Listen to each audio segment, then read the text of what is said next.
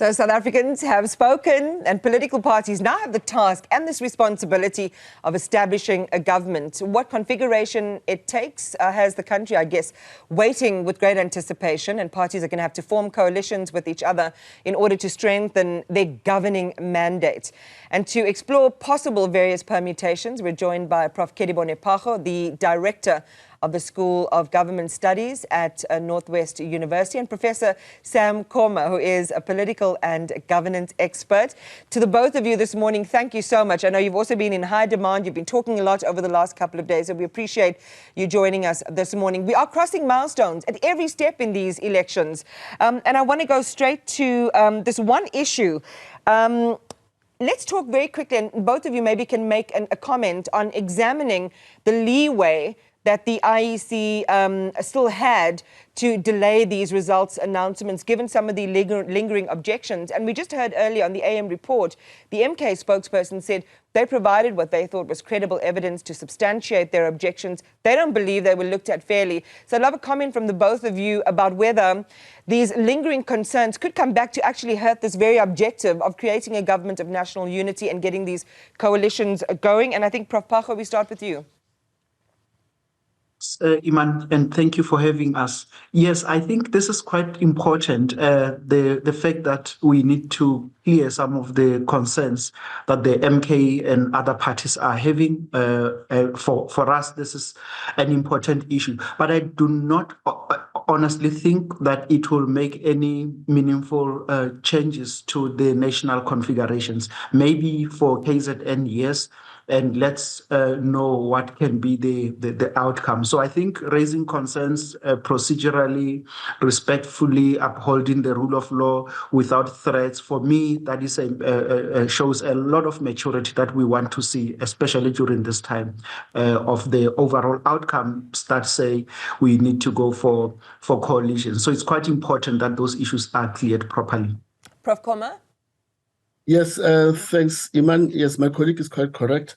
I think over the last 30 years, the Electoral Commission has built institutional capacity and mechanisms, especially in terms of handling dispute matters that borders on electoral matters. So there are internal mechanisms that have been put in place that affords any objector to lodge an objection, and that objection has to be properly processed within the context of the Electoral Commission. The other avenue is for an objector to appeal a decision of the Electoral Commission to the Electoral Court. So if indeed these 24 political parties have tangible and concrete evidence before them, the avenue they have now that the final, the declaration of the final result of the election has been pronounced and made by the Electoral Commission yesterday, they can then approach or petition any court of law as part of ventilating this particular matter. You remember on Saturday, the representative of these 24 political parties already threatened that they intend to interdict the declaration of the final result of this election. We thought that will take place yesterday, but it appears that they could not be able to achieve what they intended to do. But that's the avenue that is available for them at this stage. But I think we need to applaud the Electoral Commission for having delivered a peaceful, free and fair election, and also appreciate the work that was done by the law enforcement agencies, the SAPs, the intelligence services in dealing with this conducting of the national and provincial elections. Big up to them. Well, thank you very much. And your sentiments, of course, were reiterated, by both the presidency, the Electoral Commission, and some of the election observer bodies as well. Let's get to the juice now. We are in a new paradigm when it comes to the advent of true coalition politics at national government level. The historically majority ANC is on 40%, down from 58%. That is, quite a marked decrease. What are some of the real considerations and trade-offs that will have to be made, Prof. Phago? Look, thanks, Iman. For me, there are two aspects or views into what we are seeing now. The first one, it's more of a pragmatic approach, where we look at the current South African realities and say, can we forge coalitions on the basis of serving South Africans? And I think for me, that would be the most ideal. But the other permutation that has been lingering around is on issues of ideology. Who's going to be forming coalition with the ANC? Because at this point, we know it is the ANC that has the 40%, and that will need to see who they can work with. So many, even within the intra-party politics of the ANC, the issues really are, can we forge the coalition with like-minded, the MK, the EFF. So I think these are the current points of discussions, and I'm sure if we look into why do we then go to parliament? Why do we then go to legislatures? Why are we forming a government? So we need to find one another much more quickly on what really make us to be a country, rather than what ideological permutation should we be advancing, because we have seen in many instances that while ideological positions are important, but they don't necessarily serve our institutions in the best way possible. I want to bring that graphic up that we've just been showing to our viewers a moment ago, and those are really, the top 5 faces that are central to these negotiations and discussions. And I want to share those numbers again: 3.8%, IFP, the EFF at 9.5%, MK 14.6%, the DA 21.8%, and the ANC 40.2%. If you look at even the party with the lowest there, and let's take the IFP for example, and then the Democratic Alliance, the MK and EFF, how much leverage do they have, and how empowered are they to, set terms and make demands, Prof. Koma?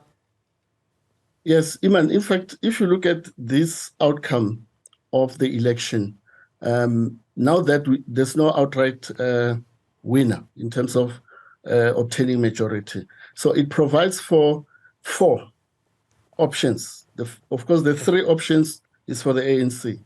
The ANC may consider the first option, which is to go into a negotiation deal with the DA to get to the majority, which is the 50+1. The second option is for the ANC to go into a negotiation deal with the EFF plus Patriotic Alliance or the EFF or any other party to get to the 50+1.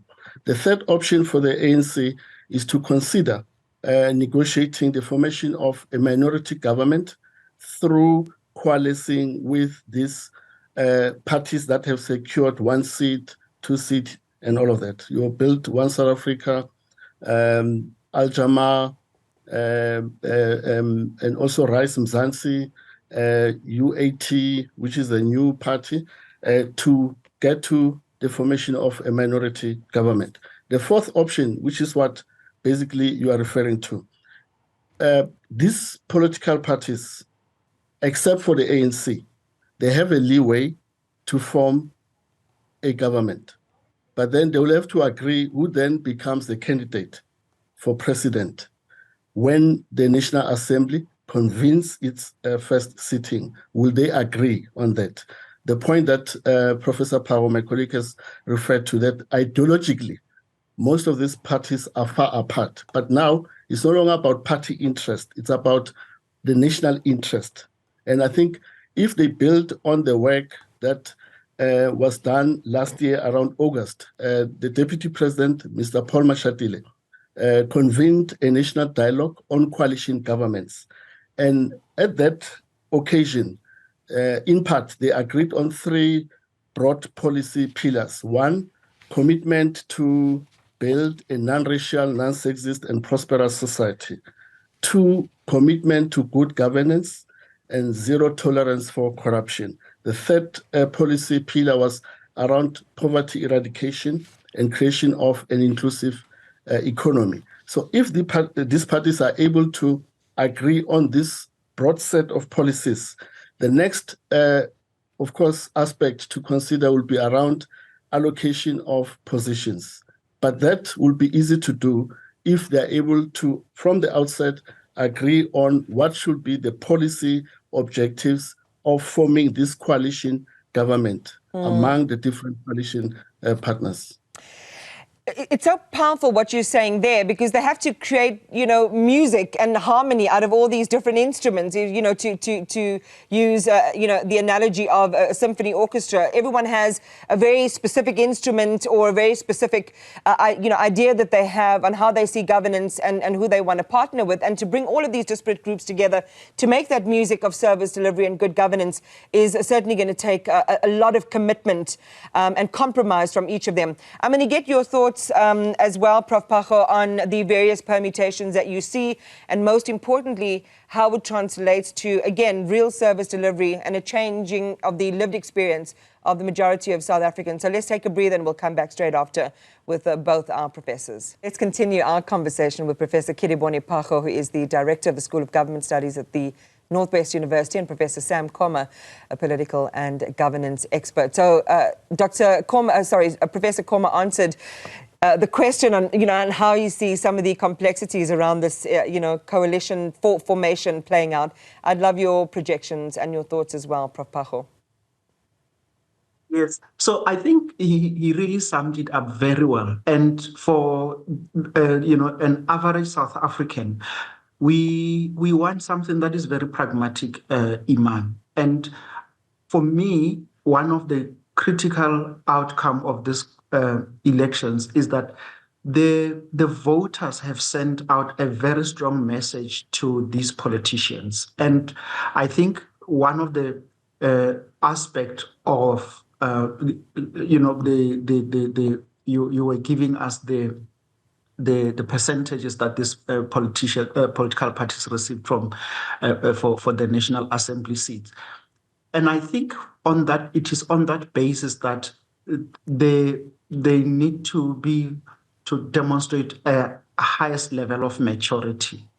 I saw, if we listened to the president last night and his approach, he released another letter this morning talking about the need for maturity and constitutionalism that should actually be the guiding factor.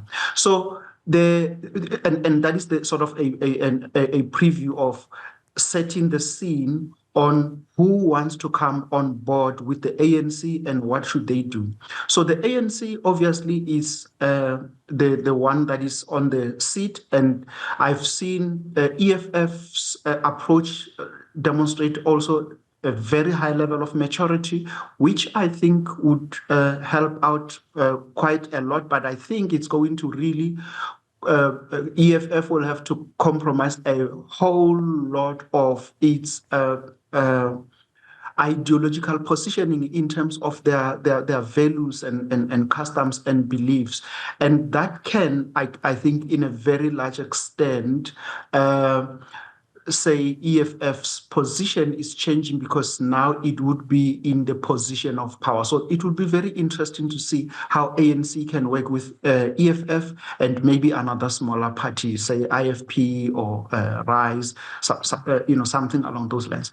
But for me, the ideal would really, if we can see how ANC and the DA, as the parties that receive the most votes, should go into coalition and demonstrate to South Africans how they are able to put aside the issues of ideologies and be much more practical about how to bring in a developmental trajectory for South Africa.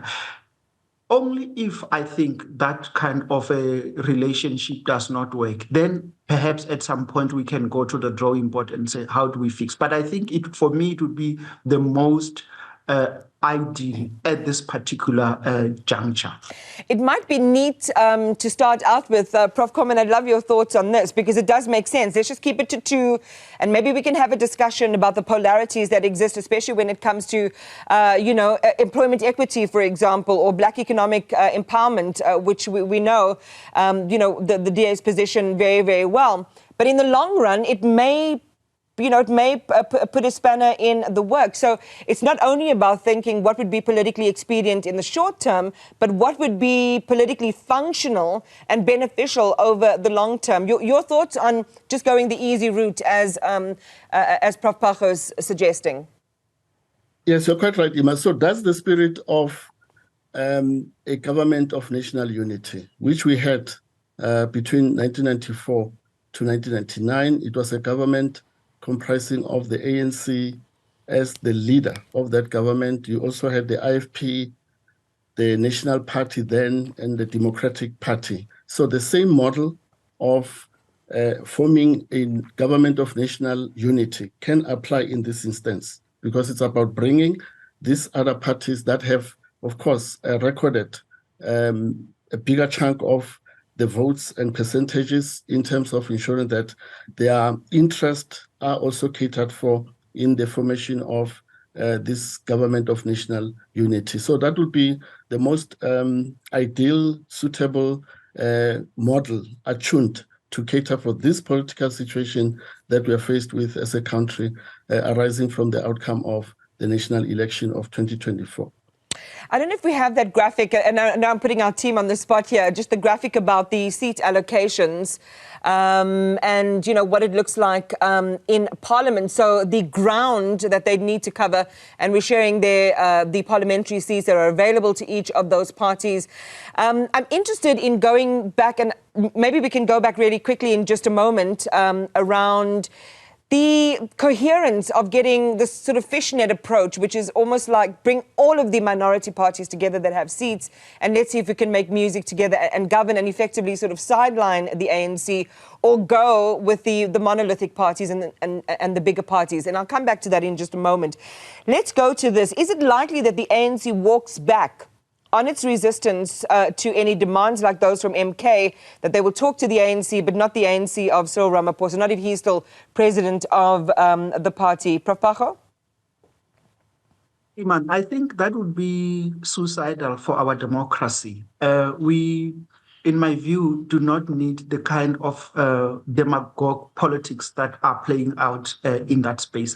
I think we need to be very sober when we form a government, and find substantive issues that are at the heart of why are we forming a government. If we are going to try and have work around certain personalities and how the preferences of political parties, I think from what the Constitution seeks out of this is that we want to have a government that serves South Africans. And what we've seen in the past, there are even court rulings and even constitutional court rulings that many of the parliamentarians, many of the political parties, and many of the politicians who are in these spaces were not necessarily serving the interest of South Africans. And I think this is a sobering moment. And in my view is that this is in part why South Africans voted in this way. So we are having this election outcome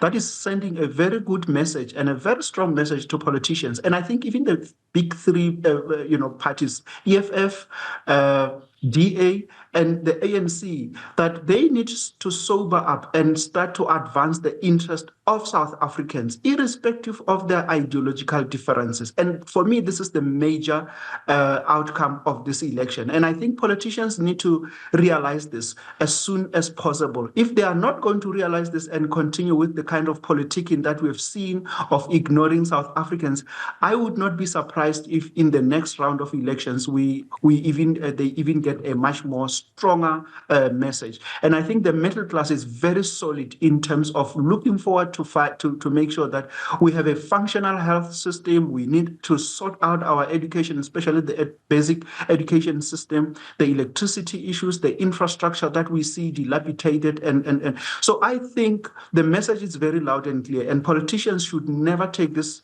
time and waste this opportunity to put their heads together and demonstrate the highest level of maturity and leadership. So, and we heard from, from all of them at the weekend about what happens next, and they're consulting their leadership structures. The big parties are sending their emissaries out to, explore their options. What are some of your expectations? And I guess, you're both experts in good governance. We will close with your thoughts on what the best option for South Africa is. We keep having these conversations. You would have heard our reporters in the field talking to communities who are still struggling with the very basic issues around housing, around electricity. What's the sweet spot for South Africa in this moment of great opportunity, actually? And Prof. Koma, let's kick off with you, and Prof. Phago can wrap us very quickly as well. Yeah, yes. I just wanted to indicate that if in the next 14 days, the National Assembly fails to elect a president, it therefore means that the current cabinet, headed by President Ramaphosa and his deputy, and the ministers, including the deputy ministers, will continue to execute their executive responsibilities and obligations until a new president is elected. So we have this safeguard provided for in our constitution, that cabinet continues its normal business after the elections until a new president is elected. So it is good that these different parties, the ANC, the DA, and other parties, they've now set up negotiation teams to look at these possibilities, but also agreeing on what is in the best interest of the country in terms of forming a coalition government. So they are pressed for time. If we look at the 14-day period, but as I said, if beyond 14-day period, the National Assembly reaches a deadlock, they can't elect a president, the good thing is that this current cabinet will continue with its normal business. Also adding to the issue that you also raised earlier, that there are parties that are saying we are willing to go into a marriage with the ANC unless the sitting president of the party, which is Mr. Ramaphosa, is removed. It is good that yesterday the Secretary General of the ANC, Mr. Mbalula, said this is a no-go area, because it should be borne in mind that the ANC has a long-standing conference resolution adopted in 2007 at the Polokwane conference that the ANC president shall be, not may be, shall be the candidate of the movement for the president of the republic. If the party intends to deviate from this conference resolution, it means a special conference of the ANC called by at least 5 provinces will have to be convened to review this conference resolution, because it has been implemented in 2009, 2014, and also 2019. We are in 2022. The same has to obtain in terms of the situation that faces the party at the moment. Prof. Phago? Iman, I think reading from what the President Ramaphosa has been saying, has said last night at the IEC election results, the announcement, and his letter this morning, the tone, the message, I think it's very clear. And the approach, the attitude we also saw from DA and from EFF. I think for me that they are welcoming, and that for me sets the tone and the spirit that we do have leaders who have come to their senses to realize that this is the reality we are facing as South Africans, and so they need to make this work. So I'm very hopeful and looking forward to the new government that will prioritize the interests of South Africans. Well, let's leave it on that sentiment that you expressed, on the sentiment of hope South Africans incredibly hopeful that this can be the start of an incredibly new chapter, which it already is, in the country's history, a new milestone that we are breaching, and that all those entrusted with the sacred task of making those arrangements, coming to genuine and authentic compromises in order to do the work of service delivery and making life better, actually comes to fruition. Thank you for your thoughts and your scholarship. We appreciate you this morning, Professor Kedibone Phago and Professor Sam Koma. Thank you so much.